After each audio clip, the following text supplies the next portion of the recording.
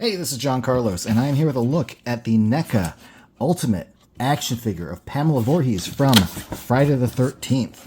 And I'm really excited about this figure because they've been making lots and lots of Jason figures, and then, you know, somewhat to the chagrin of a lot of fans, they've stopped after part 7. But Pamela Voorhees was the killer in Friday part 1.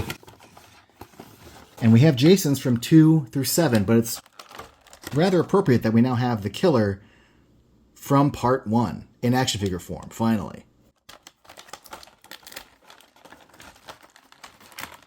She comes with multiple heads, 4 total.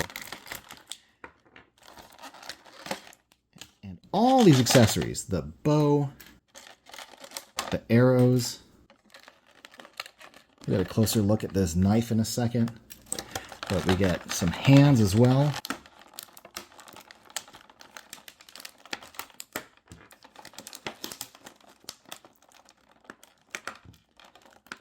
And another slew of weapons over here on the side,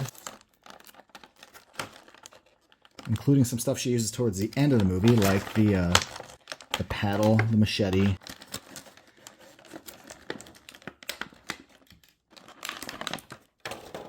All right, so right out of the box, look at this expression. That smile that she has when she's telling her story at the end of the movie, and that this is, you know, Jason was her son and today's his birthday. That is that face right there, and it's pretty great. But speaking of heads, let's talk about the other heads. These are some pretty great ones. For a character that, like, doesn't have a lot of screen time, they managed to find a good excuse to have a lot of accessories.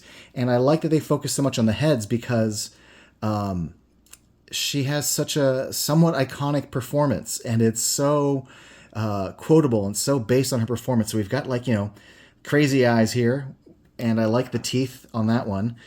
This one's good because it's very active. It's like her running and wielding a machete or the paddle. I think this one's my favorite, though. Actually, no, just kidding. This one's good, too. No, it's intense. I like it, but I think the winner goes to the, like, killer mommy, killer face that she's making here, because that is that's probably the most iconic line in the movie. Now, the figure itself has it looks like, I can't tell if that's actually, yeah, it looks like a little bit of brown paint, sort of. I don't know if that's a mistake, like that's supposed to be hair paint. Or does that look like a little textured collar? Because underneath her sweater and over her, like, little black shirt, she has a brown button-up. And it's that brown button-up that we see throughout the movie in frame, like holding a knife, or, you know, like you see a little bit of the sleeve. So at the end of the movie, almost that's the tell, is that if you pay attention to the collar, that matches the pattern of the shirt sleeve that you've seen throughout the movie. Anyway, it's always sticking out past the black shirt collar. It's, you know, it's always sticking out halfway and sticking around her neck, and they didn't include that. They just went with the black. This, I don't know if that's a nitpick, but it is a detail that I would have expected NECA to include. But, you know, a lot of people do focus on the black shirt sticking out. Anyway, the texture on the sweater looks great. Specifically, the pattern of the little zigzags. Like, this is all very, very accurate. And the fact that they included her knife sheath holder thingy that she has tucked under her sweater. There is a little bit of texture here to the pants, and that is neat. It's really, really mild, but it's not just a smooth matted thing. You can see there's a little bit of, like, a little subtle texture to it. Anyway, let's talk about some of these accessories. I think the fact that they include all these accessories is fun because we never actually, like, see her in this form in the movie, like firing bows and arrows, but they include all the accessories that her character did in fact kill people with. So we have the bow, we have the different colored arrows, and I think some of these are the colors that you see with that person pinned against the door. How arrows can sustain an entire person's weight against the door, it's beyond me, but, you know, it's a movie. This hatchet gets buried in I forget her name, but it gets buried in some poor girl's face. Hatchet looks good. We have these hands. We've got these grippy hands, a wider grip and a tighter grip, and then this wide, it's you know, these are not the droids you're looking for kind of hand, and then this other grip hand. And then we also have these open palm hands.